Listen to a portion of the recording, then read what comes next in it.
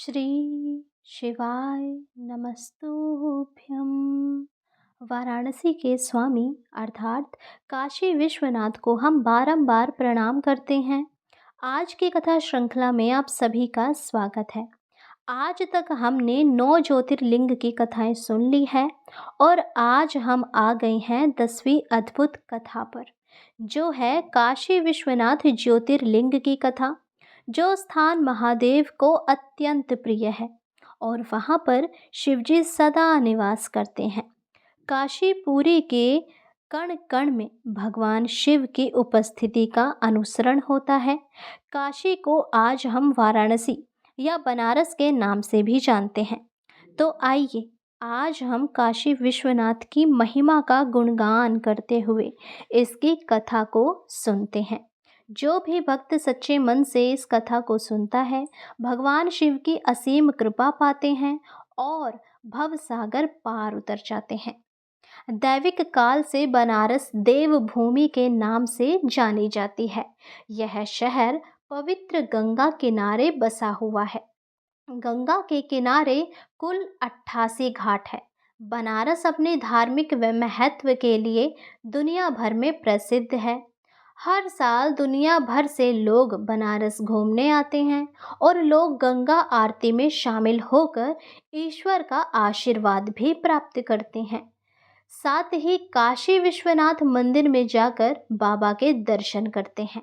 धार्मिक मान्यता है कि दैविक काल में महादेव काशी में ही रहते थे।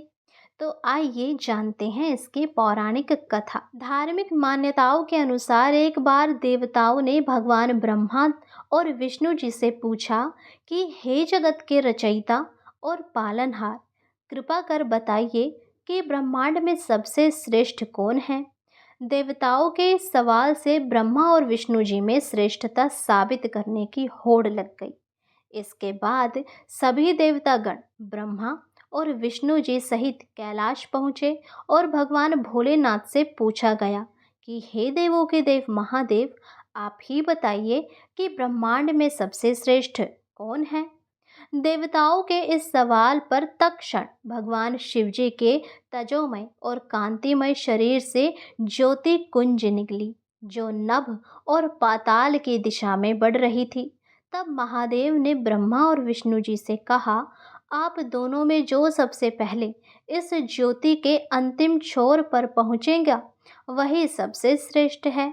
फिर क्या था, ब्रह्मा जी और विष्णु जी दोनों निकल पड़े उस ज्योति के छोर का पता लगाने।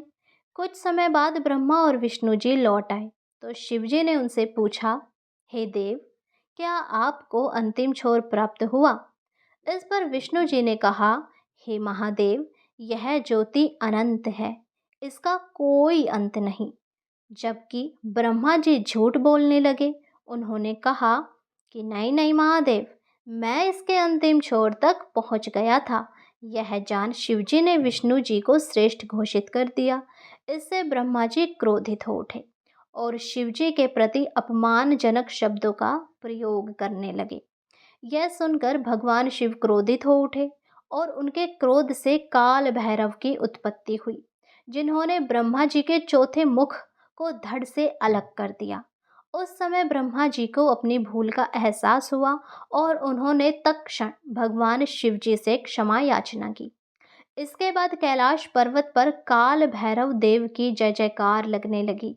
यह ज्योति द्वादश ज्योतिर्लिंग काशी विश्वनाथ कहलाए, क्योंकि यहाँ पर ही ये स्थापित हुई थी। जो भी भक्त सच्चे मन से इस ज्योति के दर्शन करता है, इस ज्योतिर्लिंग की पूजा करते हैं, उन पर देवादिदेव महादेव की असीम कृपा बनी रहती है और मान्यता है कि वे हर क्षेत्र में सफलता प्राप्त करते हैं। तो बोलो देवों के देव महादेव की जय। यदि आपको ये कथा अच्छी लगी हो तो हमारे चैनल को सब्सक्राइब ज़रूर करें।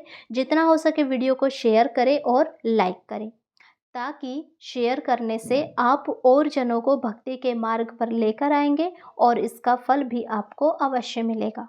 भगवान उन भक्तों से बहुत प्रसन्न होते हैं जो औरों को भक्ति के मार्ग पर लेकर चलते हैं।